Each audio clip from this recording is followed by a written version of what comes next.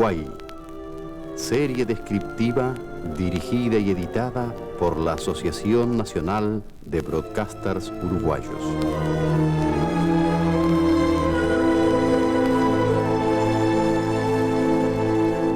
La vida y el trabajo en los campos, por el ingeniero agrónomo Esteban Campal.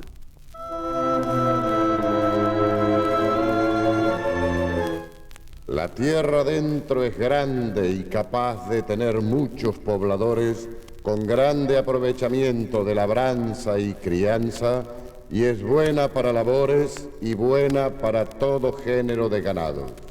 Así vio el territorio que hoy se llama Uruguay el primer hombre civilizado que lo recorrió al frente de una pequeña expedición exploradora en el año 1607. Ese hombre, nacido en Asunción del Paraguay, punto inicial de la conquista del Río de la Plata, era Hernando Arias de Saavedra, o Hernandarias, a quien la historia denomina el Hijo de la Tierra, por ser criollo y el mérito a lo mucho que hizo por pacificar y poblar esa región. Al comprobar en su exploración que era este un territorio de ondulado relieve, de densos pastizales y abundantes cursos de agua de cristalina corriente, comprendió que su destino debía ser la producción agropecuaria intensiva. Por ello, con gran visión, propuso de inmediato al rey traer de España campesinos de Castilla, solteros, que se casarían aquí con hijas de los conquistadores del Paraguay, los que aportarían como dote tropas de ganado vacuno. Con todo lo cual, esta tierra vendría a ser muy próspera y de mucho provecho. Muy próspera y de mucho provecho. Lo fue efectivamente, pero habría de transcurrir mucho tiempo aún para que esta tierra fuera efectivamente colonizada, porque Hernandarias no logró establecer en ella al español. En cambio, pocos años después de su viaje, dispuso echar en el nuevo territorio 2 rebaños de bovinos que fueron dejados en plena libertad.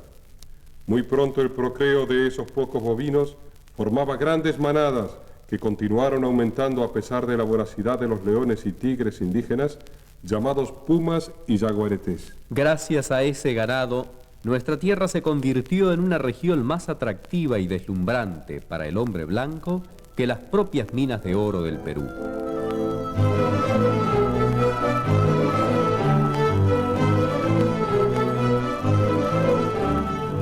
Recién a principios del siglo XVIII, comenzó a advertirse el valor de esta riqueza acumulada espontáneamente en la banda oriental a causa del intercambio de esclavos negros por cueros bovinos que realizaba el Real Asiento de Inglaterra. Se desató entonces una verdadera fiebre del cuero. Empresarios expresamente autorizados, que se llamaban accioneros, venían al Uruguay desde Buenos Aires, Santa Fe, Corrientes y Misiones a realizar matanzas de vacas y de toros. También concurrían con el mismo fin, aunque en forma clandestina, los portugueses y aún muchos piratas de ultramar hicieron desde las playas del este sus incursiones por las praderas uruguayas. Los empresarios contrataban para la tarea de matar y despojar de su cuero a los ganados salvajes o cimarrones a peones que trabajaban a destajo llamados changadores. Los changadores, corambreros o faeneros como también se les denominaba, eran consagrados jinetes, expertos en el manejo de las boleadoras indígenas y del lazo español que confeccionaban con cuero trenzado. Domaban por centenares los potros cimarrones de la pampa argentina y montados en ellos, con cuantiosas tropillas de caballos mansos por delante, atravesaban desiertos y ríos imponentes como el Paraná y el Uruguay para entregarse aquí a la intrépida tarea de abatir a la carrera con certeros golpes de enastadas medias lunas de acero que les aplicaban en los jarretes, miles de vacunos que previamente encerraban en la confluencia de ríos y arroyos caudalosos.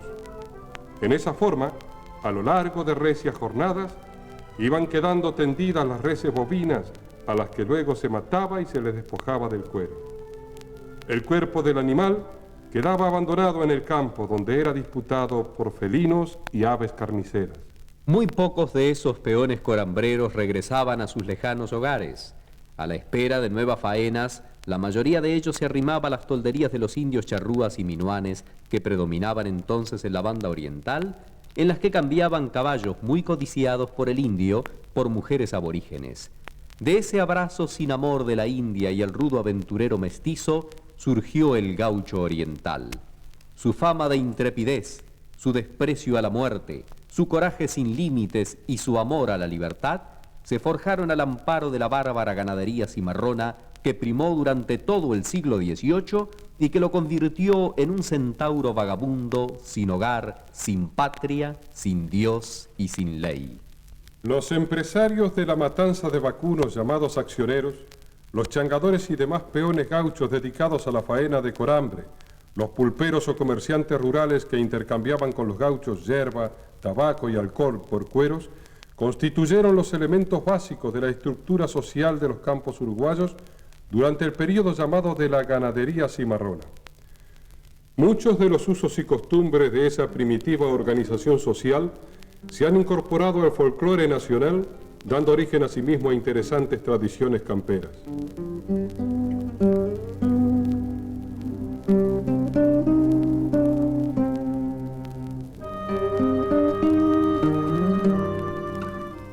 La verdadera colonización, la que quería Hernandarias, comenzó recién 120 años después, al fundarse Montevideo, oportunidad en que el ingeniero Millán, por orden del rey, repartió las primeras parcelas de tierra para chacras y para estancias entre unos pocos vecinos trasladados de Buenos Aires y las familias llegadas de las Islas Canarias.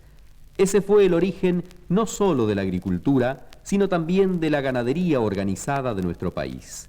Aquellos humildes colonos, además de labrar sus chacras, sometieron a rodeo, amansaron y marcaron los primeros vacunos y marrones, cuidaron de las primeras ovejas, alimentaron a los primeros cerdos y anidaron a las primeras gallinas, levantando de este modo, con grandes sacrificios y sostenido esfuerzo, a despecho de indios ladrones, de atrevidos changadores, de pulperos inescrupulosos y de comerciantes monopolistas, los pilares de la industria agropecuaria nacional. La ruda ganadería cimarrona de campos sin cerco, de hombres semidesnudos y de chúcaros ganados criollos que solo podían manejarse de a caballo con lazo y boleadoras, predominó sin embargo hasta la séptima década del siglo pasado, oportunidad en que dos productos de la revolución industrial inglesa, el alambre y el ferrocarril, fueron incorporados a los campos rioplatenses, transformando la estructura agraria colonial y abriendo un ancho cauce a la tecnificación rural. Con los alambrados, el ferrocarril y el Código Rural que se sancionó por esa época y que afianzó el derecho de propiedad, la campaña se hizo habitable, incluso para los agricultores suizos e italianos que constituyeron la vanguardia de la inmigración colectiva de origen europeo. Sin embargo, por indiferencia o interesado olvido, nadie pensó en entregarles tierras y ganados como lo había querido Artigas con su reglamento del año 1815 a los infelices paisanos que quedaron sin trabajo al cercarse las estancias. Una odiosa ley de vagos que se comenzó a aplicar con todo rigor después de cercadas las estancias fue recluyendo a los paisanos sin trabajo en los cuarteles y en las cárceles. Sus familias desamparadas habrían de refugiarse en miserables rancheríos infrahumanos que levantaron en tierras fiscales o de ausentes y que todavía hoy empañan la alegría de nuestros generosos campos, ya que constituyen aglomeraciones paupérrimas donde no existen los más elementales servicios de higiene y de asistencia social y cultural.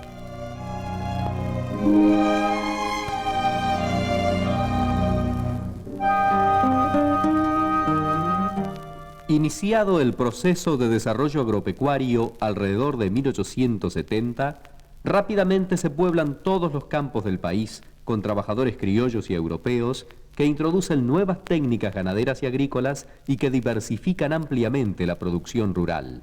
Estancieros vascos y escoceses, alemanes y franceses mejoran los rodeos y majadas criollas, mestizándolos con reproductores de razas seleccionadas importados de Europa, mientras los suizos e italianos, a los que se agregan en este siglo campesinos rusos, portugueses, belgas y argelinos, extienden los cultivos de cereales y de oleaginosos, desarrollan la lechería, la cría de cerdos y la avicultura, multiplican los viñedos, los frutales y los citrus e incorporan exitosamente la remolacha, la caña de azúcar y el arroz.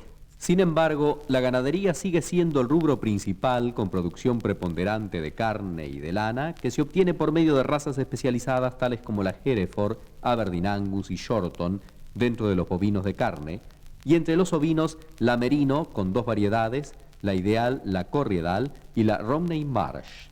Además, se explota la raza holandesa para producción de leche.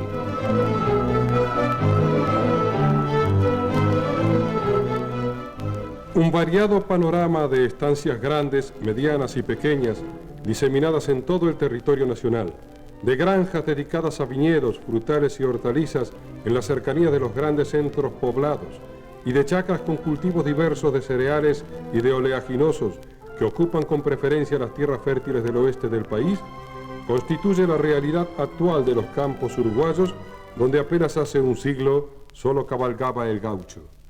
La industria agropecuaria del Uruguay está distribuida en unos 90.000 establecimientos rurales que ocupan alrededor de 17 millones de hectáreas, pero solo poco más de la mitad de esta superficie está trabajada por sus propietarios, siendo los restantes productores, arrendatarios y aparceros. Esto constituye un grave inconveniente para el mejoramiento de los sistemas de trabajo, dada la precariedad de la radicación del productor en la tierra. Cerca de 300.000 trabajadores rurales que representan alrededor del 30% de la población activa del Uruguay obtienen de esos 17 millones de hectáreas en años normales una producción de lana, carnes, leche, aves, cereales, oleaginosos, sacarígenas, frutales, hortalizas y verduras equivalente a unos 400 millones de dólares. Con ellas se satisfacen en un 90% las necesidades alimenticias de toda la población del país, que se aproxima a 3 millones de habitantes, a un nivel muy satisfactorio de aproximadamente 2.700 calorías per cápita. La dieta es muy rica en proteínas de origen animal. Pero además, la exportación de productos agropecuarios en estado virgen o con diversos grados de procesamiento industrial supera los 200 millones de dólares por año, siendo la lana, la carne, los cueros y los oleaginosos los rubros principales.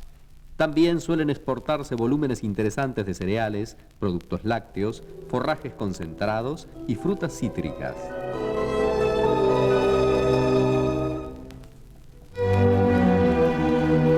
Pero toda esta producción, que alcanzó los índices más elevados hace unos 5 años, acusa en la actualidad un marcado retroceso en sus volúmenes físicos. Ello se debe básicamente a defectos de la estructura agraria nacional y a la desfavorable relación del intercambio que viene afectando a todos los países de América Latina desde 1954 y muy especialmente a los de clima templado en la cuenca del Río de la Plata, que tradicionalmente colocaban sus productos en los mercados europeos. El mercado común europeo ha tenido y tendrá graves consecuencias económicas para nosotros al restringir considerablemente las posibilidades de colocación de nuestros saldos exportables. Para atenuar el proceso de involución hacia la ganadería pastoril extensiva que está padeciendo nuestra industria agropecuaria, como así también para evitar el empobrecimiento de los suelos por pérdida de fertilidad y erosión, se está haciendo conciencia entre nuestros productores rurales respecto a la necesidad impostergable de encarar reformas sustanciales de nuestra defectuosa estructura agraria. Con ello, la tecnificación y diversificación agrícolas tendrían bases sólidas para desarrollarse, incrementando activamente la producción agropecuaria.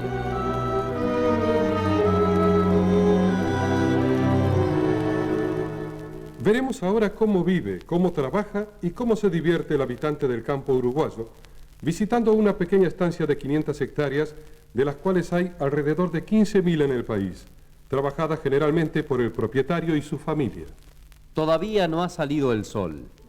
En un pequeño tinglado junto al corral, el hijo mayor de unos 18 años está ordeñando unas pocas lecheras para el consumo de la familia. El padre, entre tanto, en la amplia cocina, mientras sorbe el clásico mate amargo, ordena mentalmente los trabajos del día y vigila un trozo de costillar de ovino que se asa en el fogón. La dueña de casa y la hija no demorarán en levantarse para atender las gallinas, los patos y los cerdos y ocuparse de los quehaceres de la casa. Tanto la muchacha como el hijo mayor han completado el ciclo de enseñanza primaria en la escuela rural. Una vez finalizado el desayuno de carne asada y café con leche, el padre y el muchacho salen al campo montados en mansos y resistentes caballos criollos que han ensillado cuidadosamente, cada cual el suyo. Los siguen 2 o 3 perros ladrando y correteando alegremente. Van en busca de una majada que ocupa uno de los varios potreros de la estancia. Son unas 400 ovejas de cría de la raza Corridal, con servicios de carneros seleccionados por la Comisión Nacional de Mejoramiento Ovino, que deben ser dosificadas contra la lombricosis que afecta intensamente a los ovinos en nuestro país. Del campo y ayudados por los perros, padre e hijo arrean las ovejas lentamente hasta los corrales ubicados cerca de la vivienda, los que tienen instalaciones especiales para ovinos que facilitan su manejo. Haciéndolas desfilar de a una, aunque en forma continua por un pasadizo de madera denominado tubo, el padre administra a cada oveja la dosis de lombricida prescripta por el veterinario, utilizando un dosificador automático. El hijo, entre tanto, con una tijera de esquilar, limpia la parte trasera de las que están sucias, arregla las pezuñas a otras y aparta, por indicación del padre, alguna oveja de refugo que no pertenece al lote. Terminada la tarea antes de que caliente demasiado el sol de la mañana, vuelven a llevar la majada a su potrero o tal vez a otro que no tenía ovinos para evitar la reinfección de lombricosis. Al regreso desencillan los caballos, les lavan los lomos y después de darles de beber en una pileta o bebedero que está junto al molino, los sueltan a pastar hasta la tarde en un pequeño potrero cercano a las casas.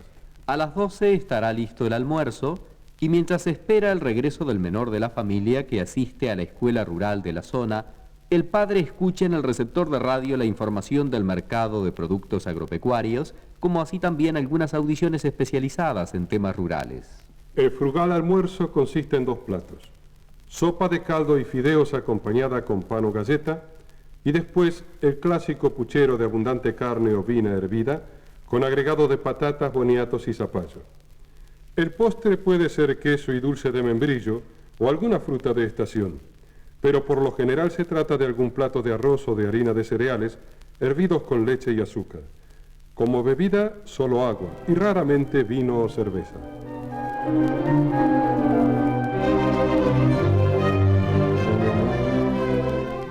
El campesino uruguayo rara vez vive ahora en ranchos de paja y terrón, tan frecuentes hasta hace pocos años.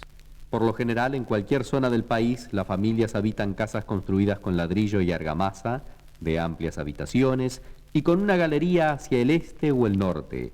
Sin embargo, todavía puede faltar el gabinete higiénico y cuarto de baño en el interior de la vivienda. En cambio, casi todos poseen energía eléctrica generada con cargadores aéreos o por motores, y probablemente la mitad dispone de refrigeradores familiares. Poseen además automóvil, camión o camioneta con la que el dueño de casa moviliza cargas livianas o transporta a su familia al pueblo. La actividad comercial más frecuente en esos productores consiste en concurrir a los remates de ganado que se realizan en locales que no faltan en ningún rincón del país. Ahí venden o compran pequeños lotes de vacunos o lanares, gordos o flacos, de acuerdo a la modalidad que presente el mercado y al estado de las pasturas de su campo. La lana y los cueros los envían a algún acopiador o consignatario de la ciudad más próxima, aunque también suelen remitirlos al comerciante de la zona donde se proveen. En los últimos tiempos, las cooperativas agropecuarias han empezado a ser útiles para colocar los productos de sus asociados.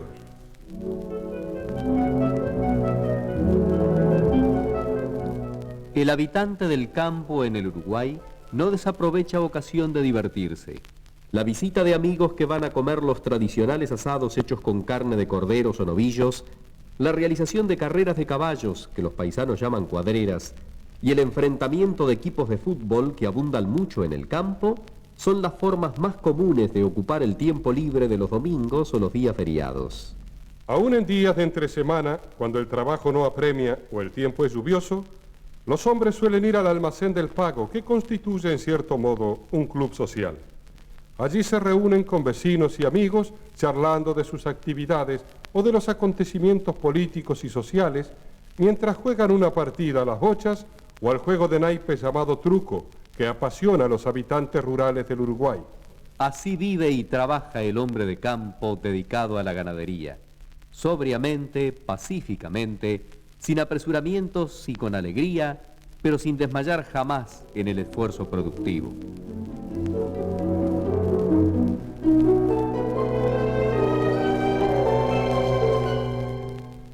En las grandes estancias de 5.000, 10.000 y más hectáreas de superficie, de las que todavía hay muchas en el país, la organización del trabajo es más compleja, ya que cuentan con administradores, mayordomos, capataces, puesteros y numerosos peones. Las tareas más importantes en estos extensos establecimientos consisten en la vigilancia permanente de los rodeos de vacunos y de las majadas, la cura de animales enfermos, los recuentos periódicos de las existencias, la marcación de los bovinos, que se hace en otoño, el señalamiento y descole de los corderos y esencialmente la esquila. La esquila, que se realiza en primavera, moviliza durante 2 meses a toda la campaña del país, porque además del personal permanente de las estancias, se utilizan los servicios de pandillas de esquiladores, que trabajan a destajo con esquiladoras mecánicas. Muy distintas son, por cierto, las costumbres y tareas de los labradores dedicados a los diversos cultivos agrícolas que se practican en el país, porque su situación económica no es desahogada y porque además en su mayoría no son propietarios de la tierra que trabajan. Sin embargo, las labores ya no son tan penosas como lo eran antes, dado que la agricultura uruguaya ha sido satisfactoriamente mecanizada. Más de 20.000 tractores y de 5.000 cosechadoras automotrices realizan todos los trabajos de preparación de tierras y de siembra, de cultivo y de cosecha, en una superficie de 1,5 millones de hectáreas que se dedican a cereales y oleaginosas. La tecnificación es avanzada, siendo cada vez más frecuente el uso de fertilizantes, de pesticidas y de matallullos químicos. Estos se aplican en gran parte con aviones y helicópteros, especialmente en las zonas más progresistas del oeste del país. Así es la vida y el trabajo en nuestros campos. Muchos uruguayos consideran que una vez superada la defectuosa estructura agraria que aún rige la tenencia de la tierra, se encontrará en los habitantes del campo vigorosos aliados en la lucha para construir un futuro de sólida prosperidad, tal como lo quiso Hernandarias en el año 1607.